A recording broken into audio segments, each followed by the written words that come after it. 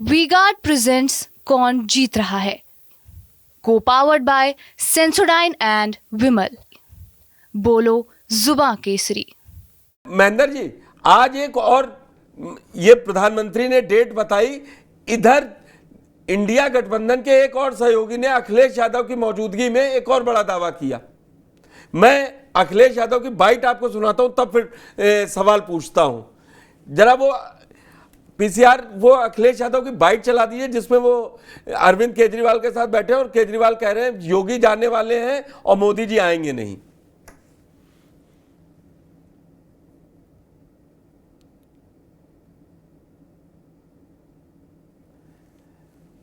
बिल्कुल, अखिलेश यादव और अरविंद केजरीवाल की आज प्रेस कॉन्फ्रेंस हुई है। उसमें बोले हैं केजरीवाल की अगर नरेंद्र मोदी आ गए, प्रधानमंत्री बन गए, तो 2 से 3 महीने बाद योगी जी हटा दिए जाएंगे। दूसरी बात वो साथ में ये भी बोले हैं कि गठबंधन बहुत मजबूत है और इस बार इंडिया गठबंधन, और इस बार नरेंद्र मोदी बनेंगे नहीं, और बन भी गए तो अमित शाह आएंगे। तो पहले सुन लीजिए। अगले साल 17 सितंबर को प्रधानमंत्री मोदी जी 75 साल के होंगे और मोदी जी ने तय कर लिया है कि अमित शाह जी को वो अपना वारिस बनाएंगे और अमित शाह जी अगले साल 17 सितंबर को देश के प्रधानमंत्री बनाने का उन्होंने तय किया है मोदी जी ने। इसके ऊपर मोदी जी पिछले 1-2 साल से लगे भी हुए हैं, क्योंकि भारतीय जनता पार्टी के अंदर अमित शाह जी के सामने जो जो बाधाएं पैदा कर सकता था नेता, एक एक करके उन सब नेताओं को साइड कर दिया गया, उनका पत्ता साफ कर दिया गया। शिवराज सिंह चौहान को हटा दिया गया, वसुंधरा राजे को हटा दिया गया, डॉक्टर रमन सिंह को हटा दिया गया, देवेंद्र फडणवीस को खत्म कर दिया गया, खट्टर साहब को खत्म कर दिया गया। अब योगी आदित्यनाथ जी को इन्होंने हटाने का पूरा मन बना लिया है और अगर इनकी सरकार बनी तो 2 महीने के अंदर योगी जी को भी उत्तर प्रदेश के सीएम से हटा दिया जाएगा। महेंद्र जी, नतीजे 4 जून को आएंगे। हर तरफ से एक डेडलाइन फिक्स हो जा रही है। उधर गठबंधन टूटने की हो गई तो इधर पार्टी के ही अंदर टूटने का, अगर सरकार बनेगी, मुझे लग रहा है अरविंद केजरीवाल भी थोड़ा थोड़ा, प्रमोद जी उनके बयान से खुश हो कि सरकार ही नहीं की आ रही। क्या ये चक्कर, क्या माइंड गेम का सारा खेल है क्या? देखिए, ये स्टेटमेंट जो है, ये कथन जो है, केजरीवाल ने जिस दिन वो रिहा हुए थे उस दिन भी दिया था। तो ये कोशिश उनकी है कि शायद उनको और विपक्ष को ये लगता है कि जो खासकर उत्तर प्रदेश में जो क्षत्रिय जो है समाज के द्वारा एक तरीके से बीजेपी के खिलाफ नाराजगी व्यक्त की गई, उसका कोई प्रभाव अवध या जो है पश्चिमी उत्तर प्रदेश में उतना नहीं है, उतना दिखाई नहीं देता है।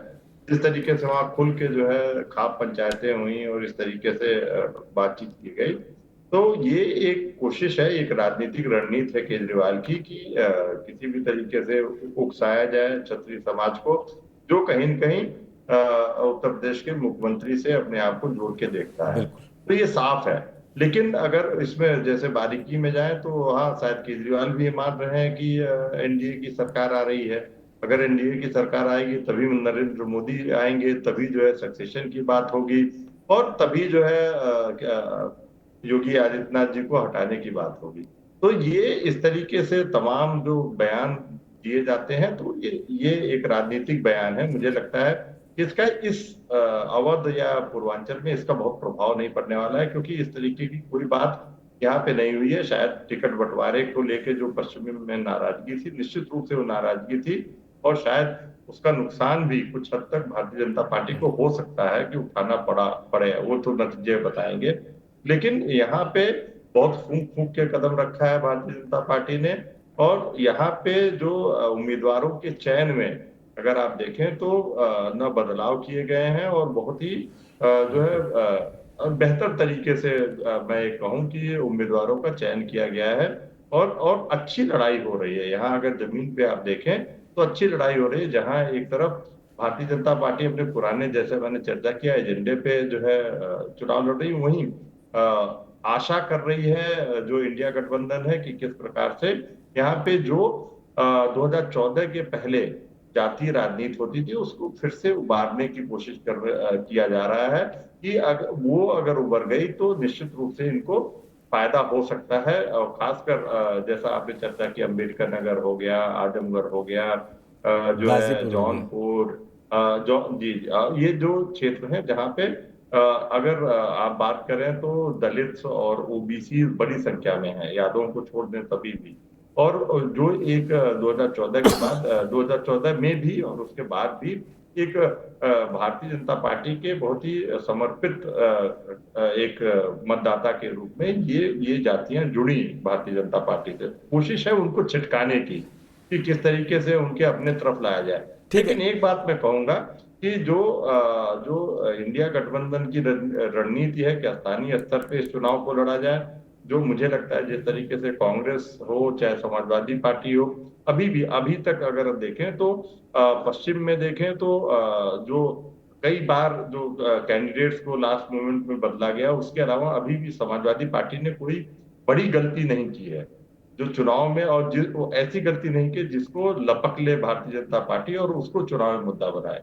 दूसरी बात, मुझे लगता है कि जिस तरीके से आप देखिए जो खटाखट आज भाषण हुआ, कहीं न कहीं आप जो है अब कांग्रेस को से रिएक्ट कर रहे हैं। राहुल गांधी ने जो ठकाठक बोला बिल्कुल था, बिल्कुल पिच तो उनकी ये आ रही है। भारतीय जनता पार्टी में मैंने पिछले 2014 के बाद से तो इस तरीके से मैंने कभी नहीं देखा। एक अगर आप देखें कि इस तरीके से कि उनके किसी संवाद पे, उनके किसी आक्रमण पे, उनके पिच पे कभी भारतीय जनता पार्टी ने बैटिंग नहीं की। तो मुझे बड़ा आश्चर्य हुआ कि जो खटाखट वाला जो है आपने जो वक्तव्य सुनाया प्रधानमंत्री जी का, तो ये लेकिन बहुत इस क्षेत्र में आते आते हालांकि वोटर जो है वो शांत है, एक तरीके से एक आप कहें कि बहुत ही साइलेंट जो है इलेक्शन चल रहा है। लेकिन इधर आते आते एक थोड़ा दिलचस्पी आ गई है और मुझे लगता है कि और जो है गर्मी चुनाव में और गर्मी आएगी। और गर्मी आने वाली है। बिलाल तो जी, जरा मैं मुझे जरा दे दीजिए समय, क्योंकि मैं थोड़ा समय दूंगा मेरे पास समय, कम है। आप देता हूं तो आप आंध्र प्रदेश और कर्नाटक में लड़ते, लड़ाई है पूर्वांचल में, टीवी में नहीं जमीन पे मैं लड़िए। पूर्वांचल का जिक्र करूंगा। मैं बिलाल जी से ले लूं, आपको प्रमोद जी को पूरा टाइम दूंगा।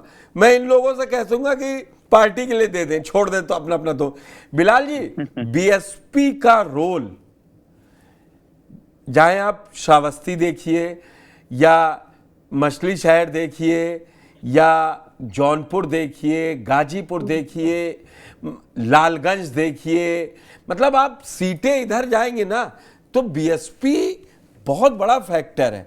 ये आपकी नज़र में जो मायावती रैली कर रही हैं, बांदा में गई हैं, सब जगह गई हैं, जा रही हैं, कर रही हैं, लेकिन ना उतनी इंटेंसिटी दिख रही है, ना वो चर्चा का विषय है आम लोगों में इतना, एज ए जर्नलिस्ट में जो भाप पा रहा हूं। लेकिन आपको क्या लग रहा है पूर्वांचल में मायावती का इतना साइलेंट होना और टिकट जो उन्होंने बदले हैं, वो नुकसान सीधे तौर पर दिखता है कहां जाएगा? लेकिन मैं आपका आकलन जानना चाहता हूं कि मायावती की शांति में क्या उनको ये गुमान हो गया कि वो वोट तो मुझे मिलेगा ही, वो तो 22 में भी 0-1 आई, क्या इसमें कैसे करेंगे? देखिए पुष्कर भाई, आपके सवाल पे आने से पहले आप केजरीवाल का जिक्र कर रहे हैं। अच्छा, तो मैं ये सवाल बीजेपी के प्रवक्ता के लिए रखता हूं और उसके बाद अपनी बात कहूंगा। मेरी बात के बाद बीजेपी प्रवक्ता उसका जवाब दे सकते हैं। देखिए, केजरीवाल एक लार्जर डायनेमिक्स पे बात कर रहे हैं। वो बीजेपी के इंटरनल कॉन्ट्रडिक्शंस को उभार कर फायदा उठाना चाहते हैं, वो डिवीजन कराना चाहते हैं, इंटरनल कॉन्ट्रडिक्शन चाहते हैं। जहां वो प्राइम मिनिस्टर नरेंद्र मोदी और अमित शाह के बीच में कॉन्ट्रडिक्शन पैदा कराना चाह रहे हैं, वहीं वो रमन सिंह का नाम लेके भी भारतीय जनता पार्टी को छत्तीसगढ़ में डैमेज करना चाहते हैं। वहीं वो शिवराज सिंह चौहान का नाम लेके वो मध्य प्रदेश में डैमेज कर रहे हैं। वहीं वो वसुंधरा का नाम लेके राजस्थान में डैमेज कर रहे हैं। तो बीजेपी के इंटरनल कॉन्ट्रडिक्शन उभारना चाहते हैं। साथ ही साथ मैं ये बात कहना चाहता हूँ, भारतीय जनता पार्टी को उत्तर प्रदेश को की अगर भूमिगत ध्रुवीकरण कराना ही था तो क्या उनके पास योगी आदित्यनाथ उसके लिए सक्षम नहीं है, जो हेमंत बिस्व शर्मा से इस काम को करवाया कल, जो जो जो असम के मुख्यमंत्री उत्तर प्रदेश की जमीन को गर्म करने के लिए क्यों लाए गए? तो क्या केजरीवाल जिस और इशारा कर रहे हैं, क्या वो सही है? ये तो प्रमोद जी के मेरे लिए सवाल है। अब मैं अब आप वाली बात पर आता हूं। देखिए, जो केजरीवाल साहब कह रहे हैं ना कि योगी साहब को ठिकाने लगाना चाहते हैं, तो इसी डायनेमिक्स से पूछा कि हेमंत विश्व शर्मा की क्यों जरूरत पड़ रही है उत्तर प्रदेश की भूमि को पोलराइज कराने के लिए? वो तो असम के मुख्यमंत्री है। चलिए, अब मैं आप वाली सवाल पर आता हूं, दलित वाले। देखिए, दलितों का जहां तक सवाल है, दलितों के दो सेक्शंस आप देख सकते हैं, एक तो जाटव, एक गैर जाटव। आमतौर पर जाटव जो होता है वो एक आइडियोलॉजिकल बहुजन समाज पार्टी से जुड़ा हुआ है, जो एक अम्बेडकराइड चिंतन है, जो अम्बेडकराइड फिलॉसफी है, जहां वो मनुवादी का विरोध करता है, जहां वो संविधान में बहुत ज्यादा बिलीव करता है। तो वो एक ऐसा समाज है जो बसपा के साथ बहुत स्ट्रांगली इंटैक्ट है आज भी। लेकिन गैर जाटव जो समय समय पर पाला बदलता है, वो आम तौर पर, जब भारतीय जनता पार्टी ने अपनी पूर्व के अंदर चुनाव में रणनीति बदली थी, जब उन्होंने गैर यादव ओबीसी को ओबीसी यादव के खिलाफ खड़ा किया था और गैर जाटव को, दलितों को जाटव के खिलाफ खड़ा किया था, तो उस कंट्रास्ट में गैर जाटव अक्सर आमतौर पर देखा जाता है कि भारतीय जनता पार्टी की तरफ चुनाव में शिफ्ट करता है। लेकिन अब क्या हुआ है, जब से चंद्रशेखर रावण पश्चिम में खड़े हुए हैं और पिछले काफी समय से एक संविधान बचाओ के नारे को लेकर जो दलित समाज के जो सामाजिक चिंतक हैं या सोशलिस्ट एक्टिविस्ट हैं, उन्होंने जो एक नारा बुलंद किया है, उसने एक दलित समाज पर एक ऐसा प्रभाव छोड़ा है कि अब वो मायावती के कंट्रोल में भी नहीं है। वो संविधान को प्राथमिकता दे रहे हैं, मायावती को प्राथमिकता नहीं दे रहे, जिसके चलते ऐसी रिपोर्ट्स आ रही हैं कि दलित समाज के वोटर कहीं ना कहीं शिफ्ट करते हुए दिखाई दे रहे हैं। और ये एक बॉटम लाइन हो सकती है जिसकी वजह से उत्तर प्रदेश के अंदर भारतीय जनता पार्टी को बहुत बड़ा डैमेज हो सकता है। वहीं मोदी जी की जो प्राथमिकता है वो इस ध्रुवीकरण के माध्यम से जातियों पर वही हिंदुत्व का एक भूत चढ़ाकर उसको पोलराइज करना चाहते हैं। ये इन दोनों के बीच में कंट्रास्ट है। कामयाब कौन होता है, किसे ये देखने वाली बात होगी। चंचल जी, मैं आप के पास आ गया, मेरे भी सवाल ले लीजिए जी। आप ये बताइए, 2019 का गठबंधन आपका चला नहीं मायावती के साथ, और इस बार मायावती है नहीं। आजमगढ़ में धर्मेंद्र यादव,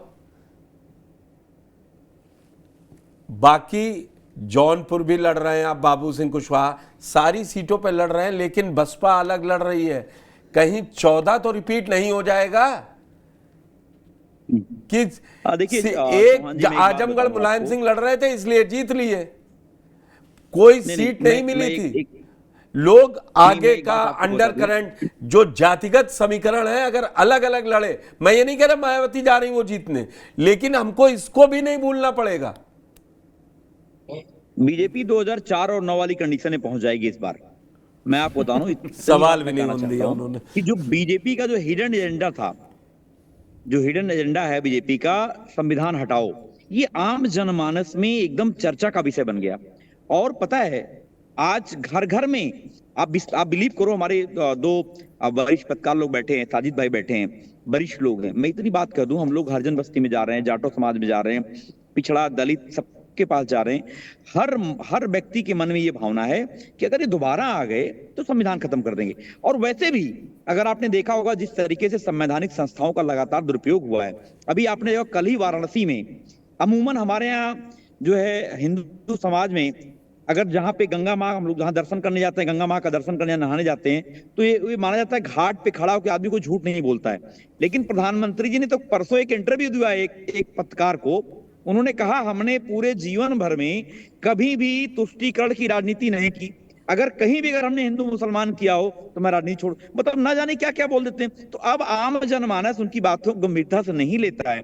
मैं बता दूं, जो बीजेपी का हिडन एजेंडा है आज चर्चा का विषय है, कोरोना वैक्सीनेशन चर्चा का विषय है, भ्रष्टाचार सबसे बड़ा मुद्दा है, महंगाई सबसे बड़ा मुद्दा है, तो जो सबसे बड़ी बात है झांसेबाजी, जो प्रधानमंत्री जी लगातार आए दिन झांसे देते रहते हैं कि भाइयों बहनों आपको राजस्थान में 500 रुपए गैस सिलेंडर मिलेगा, मध्य प्रदेश में 400 गैस सिलेंडर मिलेगा, यहाँ ये मिलेगा, वहां वो मिलेगा, सब झांसेबाजी होती रहती है।